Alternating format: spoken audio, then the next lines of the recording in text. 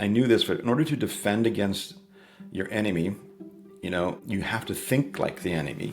Yeah. And what is the enemy's objective? What do they want here? And kind of like Cao, the art of war kind of style of things, you want to be able to put yourself in the mind of the enemy and go through the attack so that you understand that. This is Super SaaS Bros with Cory and Jade.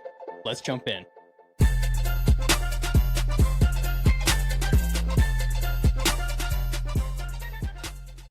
Hello, everyone. Welcome back to another episode of Super SaaS Bros. Today is just one of the Super SaaS Bros. So I'm your host, Cory Silva, but we have an amazing guest on today, Walter Anderson. He is the founder of PortSecure, and he is like a cybersecurity expert, has been in the field for a while.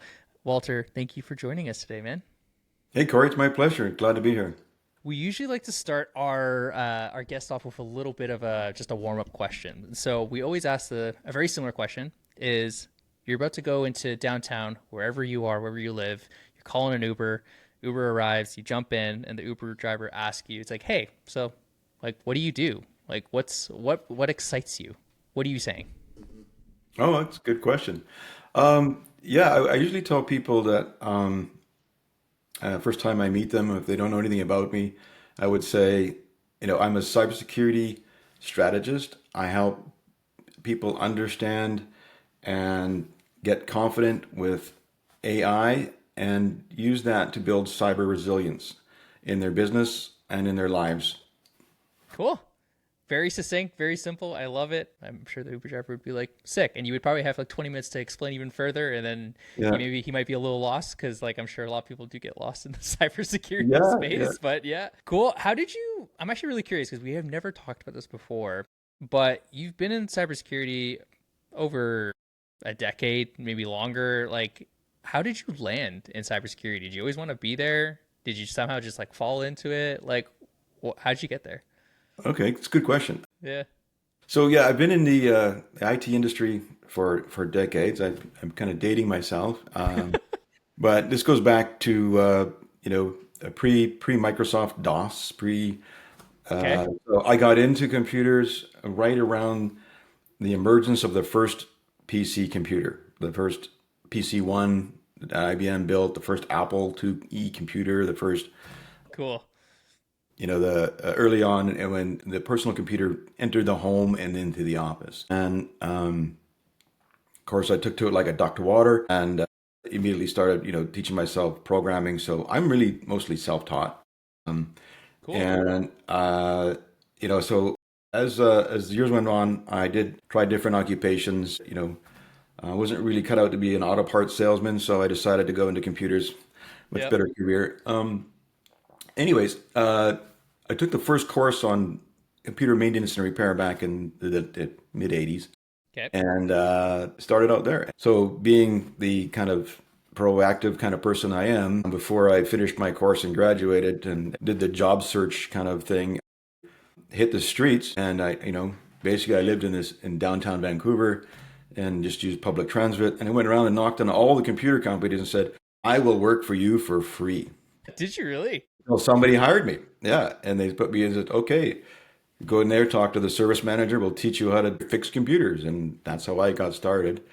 And I just moved up the ranks, from there, from a bench tech to management, and eventually moved through a number of different occupations, from a manager of information systems of a financial institution to managing a school districts, and eventually started my own business. So I ran a managed services provider. For people who don't know what that is, it's a IT company that does all of the service and support for the businesses. And we build network servers, environments, and infrastructure, and build security for that, for those organizations. And it was because I live on Vancouver Island now, which is a beautiful part of Canada to be living on. It's God's country here.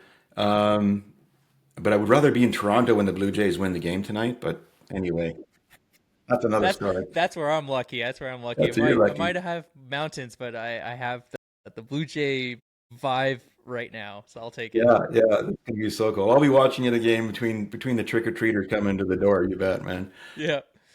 Anyways, I was working for a credit union, a financial institution at the time, and there wasn't the level of technical support required to get work done that I needed to do to build infrastructure for this particular financial institution. And so I decided upon myself to build a company to do that. And from then on, for about 20 years, I built up a large company. We're one of the larger MSPs on Vancouver Island, which serviced and built networks. And then right through then, we discovered things like the first viruses started coming out, and the people remember things like the "I love you" virus, and there were things that we were sending out floppy disks. So those were like Yeah. to get things people protected and remediate when they got hacked. And then we developed a methodology called network performance reviews, which is today we call them security assessments. But essentially, we go to audit the network. We look in all the blind corners, on the blind spots, identify things that are vulnerability or weakness within the infrastructure or within the organization's administrative or operational controls, and we bring that to the surface and share that with the executive team, and then help them build a roadmap and take steps to build a more resilient and cyber resilient organization. Around 2015, I sold off the company and got focused on just on cybersecurity, and that's when I took a lot of courses or ramped up my credentials. I already had a long string of Sure. acronyms after my name, but Yeah. we went through the gold standard of the CISSP and certified chief information security officer and virtual chief information security officer, certified information systems auditor, certified information systems manager, yada, yada, yada, yada kind of thing. And so I can become an authority and an expert. And so I've collected a body of knowledge in this gray matter. And so today what I do is now try to give that back and try to share what I've learned to help create a better world, a better, safer place for people to do business and help them understand. And that's sort of a passion has been like, mission is to help people be safe and be an enlightened warrior, so to speak, going forward, because I have this information and why not share it with the rest of the world? Yeah, absolutely. As you should, right? I feel like, we're put on this world to share the knowledge and experience that we've gone through, right? It's like it should be, and I see, you have Dan's book in the back there. He talks a lot as well about like, like we owe it. Like our purpose is to provide and give back, right? Give that value back. So that's awesome you're doing that. I have an interesting question. Do you find that it's useful in cybersecurity to put yourself in the mind of like a hacker or someone who is wants to do cybersecurity attacks? Like do you find you do that a lot? Because it's like you're the ones that are trying to like protect people from being attacked and exposed. Do you find that you're putting yourself in like the shoes of like the attacker? That sounds so aggressive, but It do is, you know what I mean? and it's actually something that I do. It's Okay. important that I do that. And so when I was studying years ago, I took all of the certified ethical hacker courses and studied their tools and practiced their tools, from password crackers to exploiting like Metasploit and Jack the Ripper. And these are all and there are other tools out there, Burp Suite and so on. I could name a whole bunch of them. The penetration testers and the hackers know what they are and how to use them. Hmm. Anyways, in order to defend, I knew this, but in order to defend against your enemy, you have to think like the enemy. Yeah. And what is the enemy's objective? What do they want here? And kind of like Sao, the art of war kind of style of things, you want to be able to put yourself in the mind of the enemy and then go through the attack so that you understand that. And there's structures out there that are frameworks that are kind of document these type of attack methods. One's called the MITRE ATT&CK framework, but there are many more. And the important thing is, and if I can give you an example, just recently I have a small company, a small welding company that has been compromised. And so, well, we found out about what had happened is that they had actually sent emails into a port authority, and with malicious attachments. So the defense system there alerted, and the people have got a great, strong security culture, so they were able to identify this as a phishing email with a malicious attachment that could be dangerous, and so they did the steps that we're trained to do, and I train them to do those things. It's one of the things I do. well is build security culture and security awareness in organizations. And so when I realized this, I reached out to this individual, and because they work with Canadian infrastructure and ports and terminal operators and things like that, to find out what had happened. And as I talked to him, he was like, first it was just, oh, well, my email got hacked. Okay, well, let me help you out. Let me find out what's really going on, the methodology of this, and I'll explain why in a minute here. Because it's not just about somebody's email getting hacked and sending out malicious emails. Like, what was the attacker thinking? What was his motive, right? There's no ransomware. There's no demand for money, but he's sending out phishing emails from a legitimate email and I'm trying to figure out where is this going. So it's kind of like the threat actor is using the little fish in the supply chain. So you hook the little fish, you get access to their credentials, and then from there you've got an authentic email. You send that out, it bypasses the security of the bigger fish, the bigger organizations, enterprise organizations, hopefully tricking somebody into clicking on a link or downloading the file and getting infected.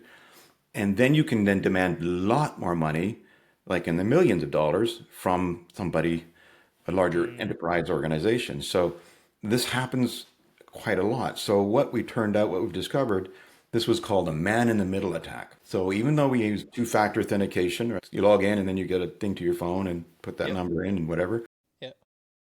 that was in place, but somehow they intercepted that, got like what's called a token, and the token gives them access without using a password into their credentials.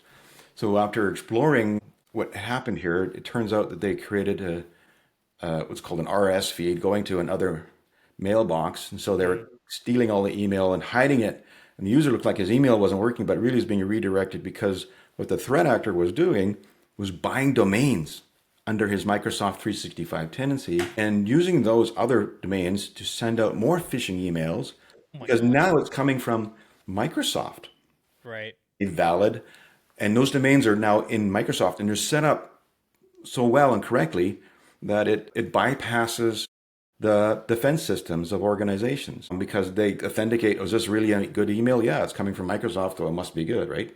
But it's not. And the victim's credit card has been charged and he's got these annual subscriptions to over a dozen domains that he doesn't own. And now we have to work on getting rid. So the whole idea is that you compromise the small guy to get the big fish, but you set up a whole bunch of domains under there because he doesn't know, and he didn't know what he didn't know, that this was happening. So this is kind of things that I like to help people understand. And then from there, we build a security culture. We'll go in and we'll harden the systems and build more, make them more resilient. And then I'll share the message like I'm doing now to people out there, how easy this is, and that it doesn't matter how small you are, you're a target, right? And it's not always about money because they know they're not going to get any money out of a small operator. It's who you're related to, though, maybe in Right, yeah, association. Yeah. but they could use that as a gateway to get into bigger systems and build Yes. authenticity around it, right? So, anyways, I rambled on about there, but that's sort of how this stuff goes on. Yeah. Dang, that's really interesting. Yeah, because I think we had a question. I was like, yeah, many businesses maybe they think they're too small, but like this is a perfect example. I was like, no, you're not too small. You might just being like used as like a pawn to a bigger play, but you're not too small. And there's still a lot of like things that can happen to you. I'm curious now. I want to shift it a little bit because on this podcast we love to talk about AI, and now AI and cybersecurity has been a big topic as well. And I'm curious to hear from someone that's like an expert and a professional in the space. Like, how are you seeing one AI help with cybersecurity, but then two, how are you seeing it like challenge businesses as well too? Like two sides. I'm trying to make sure we play devil's advocate here. Well, I work with other companies that are penetration testers, and so they're hired by bigger organizations to test their systems. And in doing so, usually the engagements can take weeks, and then it's a lot of manual work, a lot of coding, a lot of scripting, and a lot of time taken to do the reporting. So when we bring in AI into the picture, that time in weeks is shortened down to days and down to hours because now we can have the AI write the code, run the exploits, learn from the iterations, then get into the system, and then you can identify where the weaknesses are and the vulnerabilities are within that organization. But it's a double-edged sword because if the pen testers, the good guys, the white hats, are doing it, so are the black hats, the bad guys, the hackers. And so AI is just accelerated and sped up from threat actors taking days or weeks or months to get into your system to a matter of hours. They're in and they're out. So the Crazy. defenses also works the other way around. So we're analyzing all the kind of indicators of compromise and various anomalies that happen, and you have to do this in real time. And there's so much data on a network that's really hard for a human to analyze it all in one time. You can't see it all, and you can't visualize it all, and you can't look at it all. So AI can do that, and then spit out, hey, this is like an anomaly, this is unusual, this shouldn't be happening, this is weird, and it can then even take steps um, to containment, to try to contain it or eradicate it if you can. So it's being used extensively in AI, both as a defensive as well as it's coming in as an attack. Before, you used to be able to pick out the emails, like, the prince wanted from Africa wanted to give you $10 million. Sure. Yeah. Those still work, by the way. People are still falling for those tricks. Crazy. But they're writing more sophisticated phishing emails that looks legitimate, bypass the defenses and get into the system. And it's getting hard for people and staff and workers to identify, is this real or is this fake? And even with deep fakes today, videos, this story about the guy who was, a chief financial officer who was deep faked on a Zoom video and transferred $25 million, whatever, right? That exists today, and anybody who can create an avatar of themselves. I mean, you just get on your phone and open up a couple apps, and next thing you know, it's like, am I real or am I fake? And you can't really see the difference. And so it's fun to do, and it's great to do, and people are using it in business.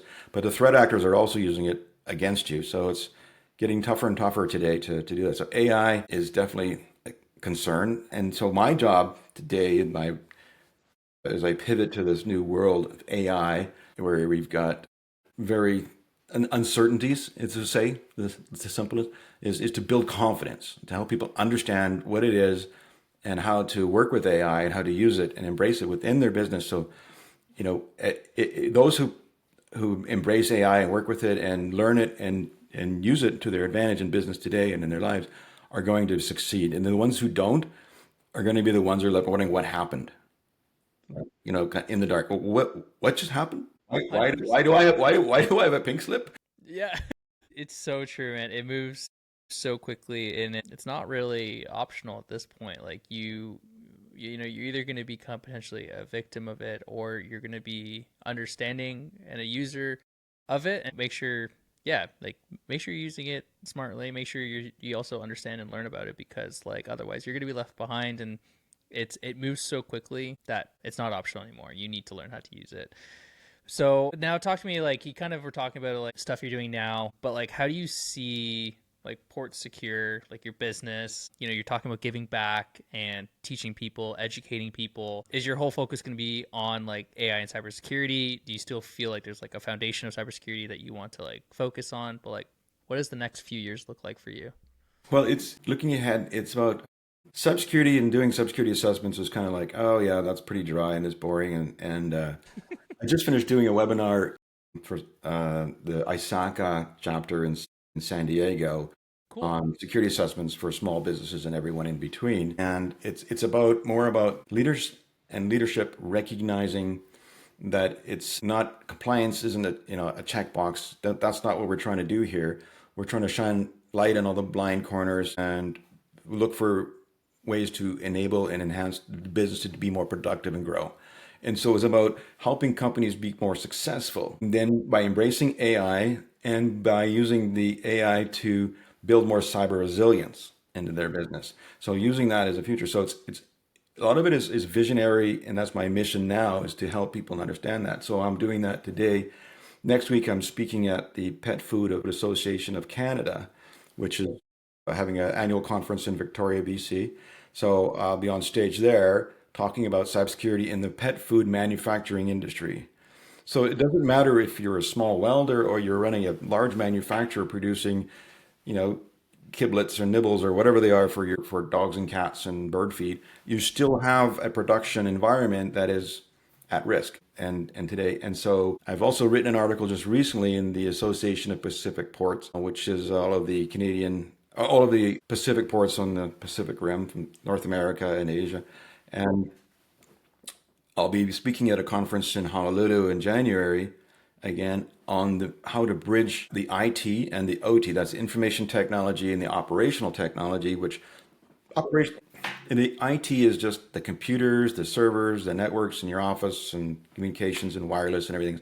Operational technology, these are industrial control systems, systems that run ships, that run cranes, that run plumbing, HVAC, and kind of the mechanics of the buildings and the vessels. Even within municipalities, it's a big problem today, is because this technology has been there for a while, but it doesn't have a security built around it. It wasn't thought of at the time, and so now everybody wants to plug everything into a network cable or an internet to be able to monitor it and update it or make changes to it. So there's this huge gap in security between the office systems and the industrial systems, and they're connected on the same networks now, and the threat actors are getting in there. And you heard the stories of the Colonial Pipeline and other things like that, and even in Canada, Maple Leaf Foods. There was these are all published in the media, and they can go on about all these stories, but they're manufacturers or producers of a commodity, and when the threat actors take those, they're going to get a lot of ransom money as a result of that. So critical infrastructure is a target, and a lot of that has both information technology and operational technology, and it's becoming merged. And so now it's a big threat. And how do we protect that? And so I help executives and CEOs and leaders understand where they need to look, what questions to ask, how to report this to the board to make this if there's a board involved, to make this a priority, and who they should engage to help defend against this, like build better mitigations, resilience, and segment networks or whatever it is required to make the operations safe and secure. Because it's not a matter of if they're going to get compromised or if they're going to get hacked, as when and how quickly will you be able to recover? How resilient is your business today? And Right. if you haven't planned this out and thought about this and done tabletop exercises and worked through your incident response plan, it's going to be a big wake up call when things go wrong in your organization, because sooner or later they will. Absolutely. I like 100% believe you. If people and business leaders out there are listening to this right now and it's like clicking in their head, they're like, yeah, I should probably do that. What's the best way to connect with you? You can find me on LinkedIn. I'm easy to find, so look me up there.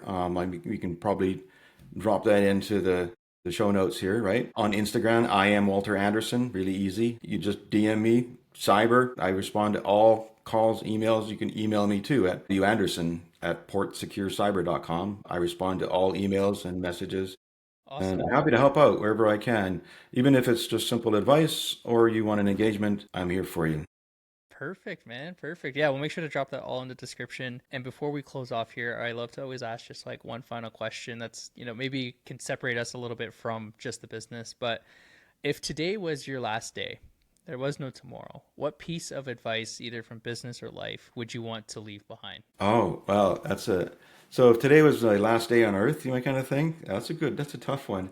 You know what? I would say surround yourself with the ones you love. I love it. Yeah. And, no regrets, Yeah. right? Always Yeah. look at the positive side of things. What was the best thing that's happened to me? And did I make an impact and other people's lives? And I hope that, when that day comes, that people fill the stadium to remember me, right? In my celebration of life. I want to have a huge party. And I know my wife, she wants AC/DC to play. So let's have a rockin' party and celebrate life, right? I love it. I love it. I love it. That is a very positive and like I think heartfelt message. for everyone. So I think it's a perfect way to leave it. Walter, thank you so much for joining the podcast today. It was amazing to hear you talk about yourself, talk about cybersecurity, talk about how you can help. And then of course leaving off with some like awesome, I think some life advice for everyone. So thank you again Yeah, for joining the podcast. my pleasure. Thank you. Thank you, Cory. Thank you for listening to another episode of Super SaaS Bros with Cory and Jade. We'll see you next time.